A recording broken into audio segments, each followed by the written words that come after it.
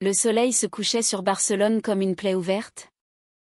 Et quand j'ouvris la porte de sa chambre, je vis Maël, nu sur le lit défait, les bras enlacés autour du corps frêle de mon beau-fils, qui haletait encore du plaisir interdit. Adeline, murmura-t-elle, ses yeux sombres s'écarquillant dans la pénombre, tandis que le garçon se redressait, pâle comme un fantôme, son regard fuyant le mien comme si j'étais la mort elle-même. Dans cet instant suspendu, où l'air salé de la mer catalane s'infiltrait par la fenêtre ouverte, je compris que mon monde, tissé de mensonges et de silence, venait de se fissurer pour toujours et que l'amour, ce traître impitoyable, avait déjà choisi son camp. Les rues de Barcelone bruissaient d'une vie éternelle. Ce mélange enivrant de guitares flamenco et de rires étouffés dans les bars du quartier gothique.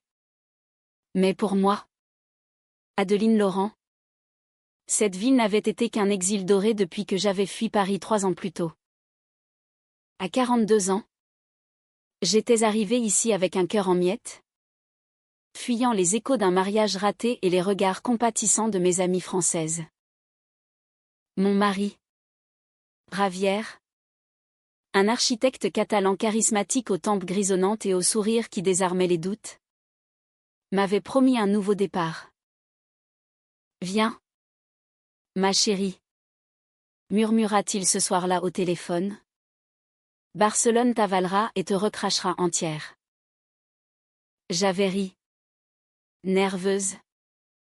En emballant mes toiles et mes pinceaux, j'étais peintre. Après tout, une de ces âmes errantes qui cherchaient la lumière dans les ombres. Mais la réalité s'était avérée plus nuancée. Comme un tableau de Miro, Javier avait un fils, Thomas, 19 ans. Un garçon timide aux yeux verts hérités de sa mère décédée, qui vivait encore sous notre toit familial dans une maison moderniste du quartier de Gracia, avec ses balcons fleuris et ses azulégeaux bleus qui scintillaient sous le soleil impitoyable.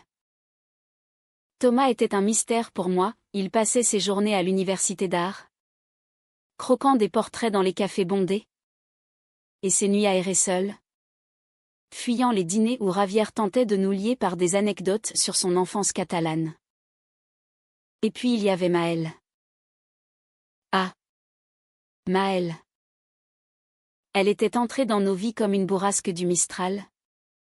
Une amie de Thomas rencontrée à l'école des Beaux-Arts. 28 ans. Originaire de Toulouse mais élevée à Barcelone. Avec cette peau olive qui évoquait les oliveraies du Roussillon et des cheveux noirs coupés courts. Comme un défi au monde. Elle était sculpteuse. Ses mains calleuses modelant l'argile en forme tourmentée qui semblait hurler des secrets inavoués. Je l'avais remarqué la première fois lors d'un vernissage dans une galerie étroite de l'Aile Raval, où l'air était saturé d'odeurs de peinture fraîche et de vin rouge bon marché. Maël se tenait là, adossée à un mur écaillé, une cigarette aux lèvres, son regard sombre balayant la foule comme un pinceau rageur. C'est elle qui a fait la pièce centrale, m'avait dit Thomas. Mal à l'aise, en tirant sur sa chemise trop grande. Une abstraction sur la perte. J'avais hoché la tête, fasciné. Et quand nos yeux s'étaient croisés, j'avais senti un frisson. Un courant électrique qui n'avait rien de maternel. Elle s'était approchée. Un sourire en coin. Et nous avions parlé pendant des heures de Cézanne et de ses pommes rebelles. De la lumière de la Méditerranée qui rendait les ombres plus profondes que celles de la Seine. Vous peignez comme si vous aviez peur de la couleur ? M'avait-elle dit. Provocante. Pourquoi ? J'avais rougi. Cherchant une réponse dans mon verre de cava. Mais ces mots s'étaient gravés en moi comme une signature. Les semaines suivantes, Maël devint une présence régulière. Elle venait dîner chez nous, apportant des fromages de chèvre du marché de la Boqueria et des histoires de ses voyages en Andalousie, où elle avait sculpté des torses nus sous les étoiles de Grenade. Javier l'adorait, il la taquinait sur son accent toulousain qui perçait dans son catalan fluide. Et Thomas? Thomas la regardait avec une admiration muette, presque douloureuse. Je les observais tous. Depuis ma place à la table en bois patiné. Sentant une jalousie sournoise s'insinuer pas pour Javier? Non. Notre mariage était un contrat de convenance. Un refuge contre la solitude. Mais pour cette connexion facile qu'ils semblaient partager. Maël et Thomas passaient des après-midi entiers dans l'atelier du jardin. Lui esquissant des nus. Elle modelant l'argile autour de ses idées folles. Elle est comme une sœur pour moi. M'avait-il confié un soir? Les joues empourprées par le vin. Mais parfois. Je me demande. Il n'avait pas fini. Et j'avais changé de sujet. Le cœur serré. C'était une nuit douce, lourde d'orage, que tout bascula vraiment. Javier était à Madrid pour un projet, laissant la maison enveloppée d'un silence oppressant, seulement brisé par le chant des cigales et le ronronnement lointain de la Rambla. J'étais dans mon atelier, un verre de Rioja à la main, tâchant de capturer la courbe d'une hanche féminine sur ma toile, une hanche qui, sans que je l'admette, ressemblait à celle de Maël. Un bruit de verre brisé me fit sursauter, je descendis les escaliers en robe de chambre légère, le cœur battant. La porte de la chambre de Thomas était entr'ouverte, une lueur tamisée filtrant comme un secret mal gardé. J'hésitai. Mais la curiosité, où était-ce le destin? Me poussa à entrer. Et là, dans la pénombre chargée d'encens et de sueur, je les vis. Maël. Dos à moi. Ses épaules nues luisant sous la lampe de chevet. Chevauchant Thomas avec une urgence fiévreuse. Ses gémissements bas, presque animaux, se mêlaient aux siens. Et pour un instant, le monde se figea. Ce n'était pas de la surprise qui me noua la gorge, mais une douleur plus profonde, un élan de possession que je n'avais jamais nommé. Quand elle se tourna, ses yeux rencontrèrent les miens, et au lieu de la honte, il y eut une étincelle, une reconnaissance. Thomas se dégagea, balbutiant des excuses incohérentes. Mais Maël ne bougea pas, son corps encore frémissant, son regard me défiant comme pour dire « Et toi, Adeline? Qu'est-ce que tu attends? Cette nuit-là ?» Après que Thomas eut fui dans la rue, hagard, Maël et moi restâmes assises sur le bord du lit, enveloppées dans un silence épais. Elle alluma une cigarette, le filtre taché de rouge à lèvres, et me tendit le paquet. Je ne l'aime pas comme ça. Tu sais, murmura-t-elle enfin. Sa voix rauque comme le vent du sirocco. C'était une erreur. Une façon de combler le vide. Je pris la cigarette, mes doigts effleurant les siens, et ce contact fut comme une décharge. Et moi? Demandai-je, la voix tremblante. Pourquoi me regardes-tu comme si j'étais la réponse? Elle rit. Un rire amer. Et se pencha vers moi. Son souffle chaud sur ma peau. Parce que depuis ce vernissage, Adeline, je peins des portraits de toi dans ma tête. Des nuits où tu n'as pas peur de la couleur. Nous ne nous touchâmes pas cette nuit-là. Mais les jours suivants furent une danse lente. Un tango invisible dans les couloirs de la maison. Javier revint, ignorant tout, comblant nos silences de ses projets et de ses baisers distraits. Thomas évitait mon regard, se réfugiant dans ses cours. Et Maël. Maël venait encore, mais ses visites prenaient une tournure nouvelle. Un après-midi. Alors que la pluie martelait les tuiles rouges, elle m'invita dans son atelier. Un loft exigu près de la Sagrada Familia, où l'argile sèche craquait sous les pas. Regarde ça, dit-elle, me montrant une sculpture inachevée, deux femmes enlacées, leur corps fusionnant en une forme androgyne, tourmentée. C'est nous. Ou ce que nous pourrions être. Je tendis la main, effleurant la courbe lisse, et sentis son souffle s'accélérer derrière moi. Maëlle, chuchotai-je. C'est dangereux. Ravière. Thomas. Elle posa ses mains sur mes épaules, son corps pressé contre le mien. Le danger, c'est de ne pas vivre. Adeline. En France, on appelle ça amour fou. Ici, en Catalogne, c'est juste la vie. Ce fut notre premier baiser.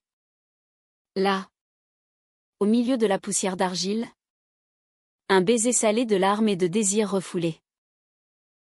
Ses lèvres étaient douces, insistantes, et pour la première fois depuis des années, je me sentis vivante, comme si Barcelone, avec ses mosaïques gaudiens, avait enfin percé ma carapace.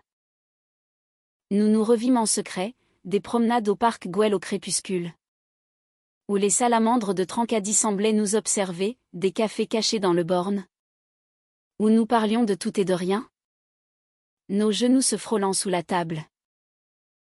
Maëlle me racontait son enfance bilingue, les étés à Collioure où sa mère, une poétesse occitane, lui lisait Verlaine sous les pins. J'ai toujours su que j'aimais les femmes. Avoua-t-elle un soir, ses doigts traçant des cercles sur ma paume. Mais toi, tu es comme un tableau que je veux toucher. Pourtant, la culpabilité rôdait, ombre fidèle. Thomas le sentait. Je le voyais dans ses yeux rougis, dans ses absences prolongées. Ravière, absorbé par son travail, ne remarquait rien, ou feignait de ne rien voir. Peut-être avait-il ses propres secrets. Ses nuits tardives à l'hôtel lors de ses voyages. Un soir, après un dîner tendu où Maëlle avait décliné l'invitation sous un prétexte futile, Thomas explosa. Qu'est-ce qui se passe avec elle? Adeline? Cracha-t-il. Son verre de sangria renversé sur la nappe brodée. Tu la regardes comme si. Comme si tu étais jalouse. Je me figeai. Le cœur en vrac. Thomas. Mon chéri. C'est ridicule. Elle est ton amie. Mais il secoua la tête, les larmes aux yeux. Non. C'est plus que ça. Et je l'aime. Tu sais? Ou du moins, je croyais. Mais maintenant? Avec toi. Il s'enfuit dans sa chambre, claquant la porte. Et je restais là, face à Ravière qui haussait les épaules. Les jeunes, soupira-t-il. Laisse-le tranquille. Cette nuit-là, seule dans mon lit, je repensais à la scène dans la chambre de Thomas. Était-ce de la jalousie que j'avais ressentie? Ou le début d'un feu que je n'osais pas nommer? Maëlle m'appela à l'aube, sa voix ensommeillée filtrant à travers le combiné. Viens me voir. J'ai besoin de toi. Et j'y allais, franchissant la ligne invisible qui séparait l'amitié de l'amour. Les automnes barcelonais sont un mensonge doux amer, les feuilles des platanes jaunissent sans conviction. Et l'air garde encore l'empreinte brûlante de l'été. Mais une mélancolie s'installe, comme un voile de brume sur la mer. Maëlle et moi naviguions dans cette saison avec la prudence des amants clandestins. Nos rendez-vous volés entre deux obligations, un café rapide près de la Casa Batlló, où les vitraux ondulants semblaient refléter nos cœurs tourmentés, ou une nuit entière dans son loft, où nous faisions l'amour avec une tendresse féroce, nos corps se découvrant comme des continents inexplorés. Elle avait une façon de me toucher, lente et délibérée, qui effaçait les ans, ses doigts sur mes seins, sa bouche sur mon cou, murmurant des mots en occitan que je ne comprenais pas mais qui vibraient en moi comme une mélodie de Debussy. Tu es ma muse, Adeline, disait-elle après, allongée contre moi, sa tête sur mon épaule. Sans toi, mes sculptures seraient vides. Pourtant, le secret pesait. Javier rentrait de plus en plus tard, son parfum mêlé d'un aftershave que je ne reconnaissais pas. Et ses baisers devenaient mécaniques, comme des salutations protocolaires. Je me surprenais à fouiller son téléphone pendant ses absences, cherchant des traces d'une autre une collègue. Peut-être. Ou pire. Une ombre de notre passé parisien. Mais rien. Seulement des messages anodins. Et ce vide me rongeait davantage. Thomas. Lui. S'était muré dans un silence hostile, il évitait Maëlle, prétextant des examens. Mais je le voyais l'espionner depuis les fenêtres. Son visage crispé de désir non résolu. Un après-midi. Alors que je rentrais d'une session de peinture au musée Picasso où l'étoile bleue de la période rose m'avait ému aux larmes, je le trouvais assis sur les marches de l'escalier. Un croquis froissé à la main, le portrait de Maëlle. Ses traits saillants. Ses yeux accusateurs. Pourquoi, Adeline, demanda-t-il d'une voix brisée, relevant la tête. Pourquoi elle? Elle était à moi. D'abord. Je m'assis à ses côtés, le cœur serré, cherchant les mots pour apaiser cette plaie ouverte. Thomas. Ce n'est pas une possession. L'amour. Il ne se commande pas. Il rit. Un rire amer qui résonna dans le vestibule carrelé. Facile à dire pour toi. Toi. La Française parfaite.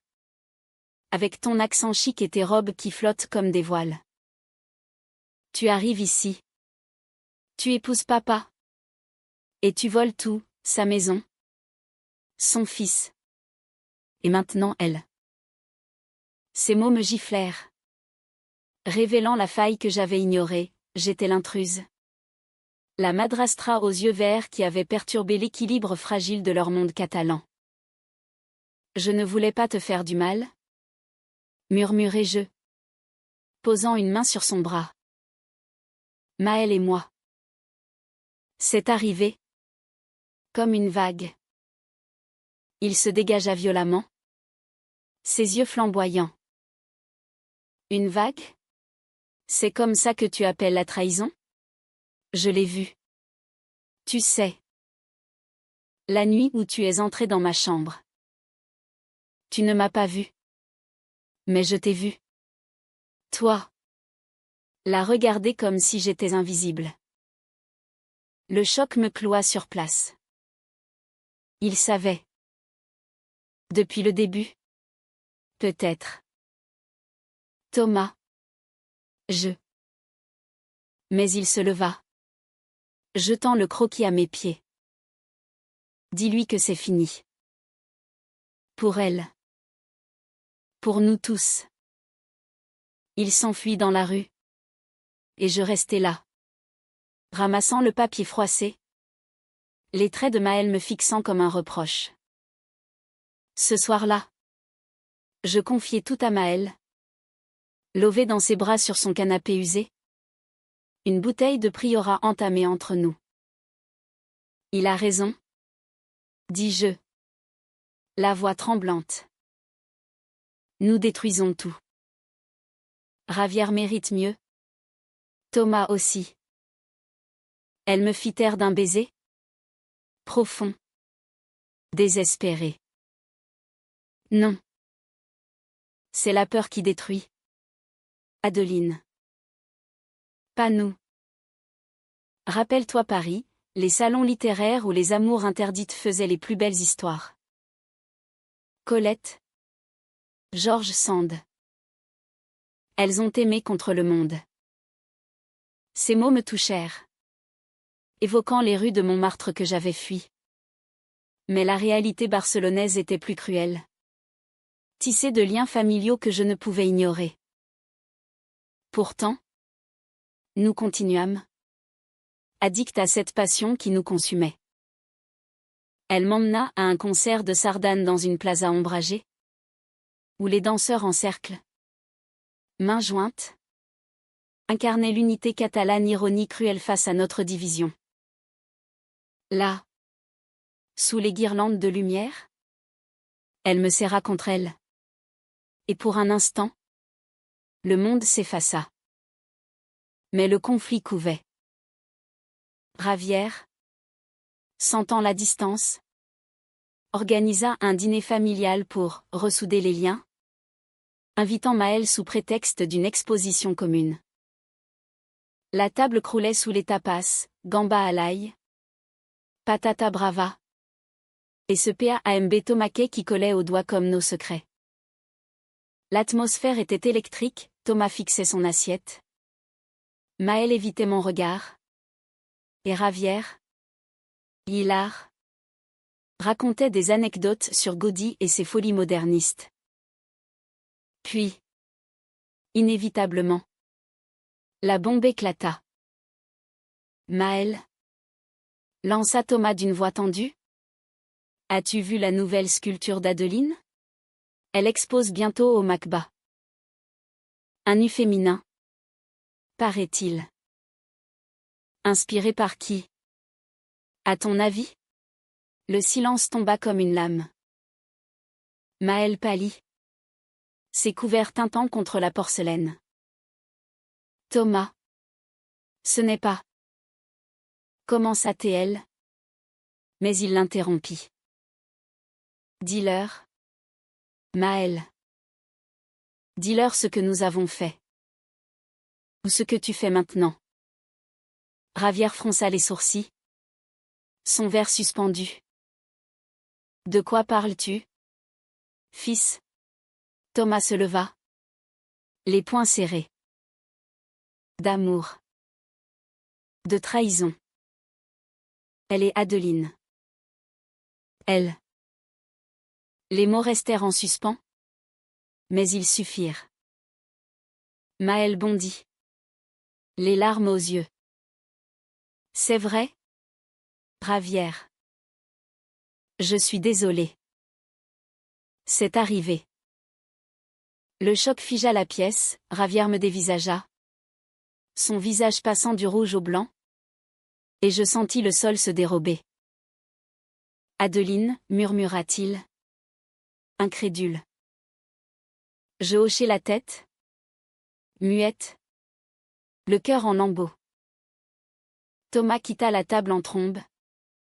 Et Maëlle me suivit du regard. Suppliante. La nuit qui suivit fut un chaos. Ravière et moi nous affrontâmes dans le salon. Lumière tamisée par les rideaux de velours. Depuis quand? Hurla-t-il. Sa voix brisée par l'accent catalan. Étais-je si aveugle? Je pleurais. Confessant tout, la solitude de notre mariage. L'étincelle au vernissage. La nuit fatidique dans la chambre de Thomas. Ce n'était pas prémédité. Ravière. C'est l'amour. Le vrai. Il rit. Un rire creux. L'amour? C'est de la destruction. Tu as brisé mon fils. Ma famille. Il révéla alors son propre secret. Dans un sursaut de vérité, une maîtresse à Madrid. Une avocate aux courbes généreuses. Depuis des mois. Nous étions déjà morts. Adeline. Mais ça. C'est la goutte. Au matin, Thomas était parti. Laissant une note laconique, je vais chez un ami à Sitges. Ne me cherchez pas. Maël appela. Voix éraillée. Viens. Nous devons parler. Je la rejoignis dans son atelier, où l'argile fraîche portait encore l'empreinte de nos caresses. Elle m'embrassa. Mais ce fut un baiser teinté de sel, de regret. Il nous hait, dit-elle. Et Ravière. Je la serrai contre moi, sentant son corps trembler. Peut-être que c'est la fin. Ou le début d'autre chose. Mais au fond, je savais que le pire restait à venir. L'hiver enveloppa Barcelone d'un manteau gris, rare et mélancolique, où la pluie fine du levant transformait les mosaïques en miroirs larmoyants. La maison de Gracia devint un mausolée, Ravière dormait dans le bureau, entourée de plans d'architecture froissés. Et ses regards vers moi étaient des poignards froids. Thomas ne revint pas, ses messages sporadiques. Bref comme des éclats de verre, je vais bien. Laissez-moi. Me hantait. Quant à Maël, notre amour, jadis feu follet, se mua en brasier contenu. Nos rencontres limitées à des murmures volés dans des hôtels discrets du parallèle, où les néons des cabarets draguaient les ombres. Nous sommes des fantômes, me dit-elle un soir, allongée sur des draps anonymes, sa main traçant des arabesques sur mon ventre. Mais des fantômes qui s'aiment. Pourtant, la trahison s'infiltra, insidieuse comme la tramontane. Un après-midi, alors que je peignais dans mon atelier, un appel de l'inconnu, une voix féminine, rauque, accusatrice. Adeline Laurent? Ici Carmen. L'ami de Thomas. Il est détruit. À cause de toi et de cette salope. Les mots me frappèrent comme une gifle. Que veux-tu? Demandai-je. La voix chevrotante. Elle rit. Venimeuse. La vérité. Il m'a tout raconté. Comment tu as séduit Maël sous son nez? Comment tu as ruiné sa vie? Je raccrochai, tremblante. Mais le poison était inoculé. Était-ce vrai? Avais-je, dans mon égoïsme, brisé un jeune homme déjà fragile, orphelin de mère depuis l'enfance? Maël, quand je lui confiai l'appel, blêmie. Carmen? Elle est jalouse depuis toujours. Thomas et elle. Ils ont eu une histoire? Brève. Mais elle n'a pas digéré. Pourtant, le doute s'installa. Un ver dans la pomme de notre idylle. Nous nous disputâmes pour la première fois. Dans son loft. Au milieu de sculptures à demi formées qui semblaient nous juger. Tu minimises tout. Criai-je. Et si Thomas avait raison? Nous sommes égoïstes. Elle me saisit les poignets. Ses yeux noirs flamboyants. Égoïste? C'est l'amour qu'il est. Il nous consume. Mais il nous rend vivantes. Rappelle-toi nos nuits, tes gémissements sous mes doigts. La façon dont tu traces mon dos avec tes ongles. C'est ça. La vie. Adeline. Pas ces mensonges familiaux. Nous fîmes l'amour là. Sur le sol poussiéreux.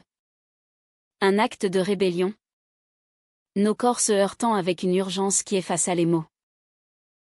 Mais le destin, ce farceur catalan, prépara le coup fatal.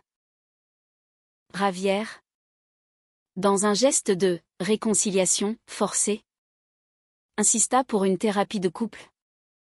Dans un cabinet feutré du quartier de Saria, où une psychologue aux lunettes rondes disséquait nos âmes comme des toiles abîmées. Parler de la trahison, dit-elle. Neutre. Adeline, qu'avez-vous ressenti en entrant dans la chambre de Thomas? Je rougis. Les souvenirs affluents, la nudité de Maëlle, la vulnérabilité de Thomas. De la jalousie. Pas pour lui, mais pour elle. Pour ce qu'il partageait sans moi. Ravière hocha la tête. Amère. Et moi? Je n'étais que le décor? La séance dégénéra en cris. Et à la fin, il lâcha la bombe, je pars à Madrid définitivement. Le divorce est en cours. Prends la maison. Adeline. Mais Thomas. Il reste avec moi. La nouvelle me terrassa. Thomas. Arraché à Barcelone? Loin de ses rêves d'artiste? Je le confrontai lors d'une visite surprise à Sitges, où il squattait un appartement minuscule face à la mer, entouré de toiles inachevées. Il était amaigri. Ses yeux verts cernés. Mais sa voix était ferme. C'est mieux ainsi. Adeline. Sans toi. Sans elle. Je m'agenouillai. Suppliante. Pardonne-moi. Je t'aime comme un fils. Il secoua la tête. Un sourire triste aux lèvres. Justement. Tu n'es pas ma mère. Et Maëlle. Elle t'appartient maintenant. Mais sache que je l'aimais vraiment. Pas comme une sœur. Comme une femme. Ces mots me transpercèrent, la révélation de son amour vrai pour Maëlle. Non ce flirt charnel de cette nuit-là. Mais un sentiment profond. Refoulé. J'avais volé non seulement son ami, mais son cœur. De retour à Barcelone, je confrontai Maëlle dans un bar du Port-Vel, où les vagues clapotaient contre les quais comme un reproche. Il t'aimait, lui dis-je, la voix brisée. Vraiment. Et toi? Était-ce réel? Avec lui? Elle pâlit. Son verre de vermut tremblant. Au début? Oui. Une attirance. Mais c'était passager. Adeline. Avec toi. C'est éternel.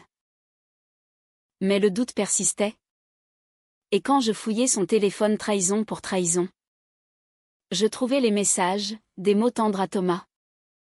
Postérieurs à notre première nuit. Je pense à toi. Reviens. Mon monde s'effondra. Était-elle en train de le reconquérir? De me trahir à mon tour? Le soir même. Dans un accès de rage, je la confrontai chez elle. Tu joues avec nous, hurlai-je, jetant le téléphone sur la table.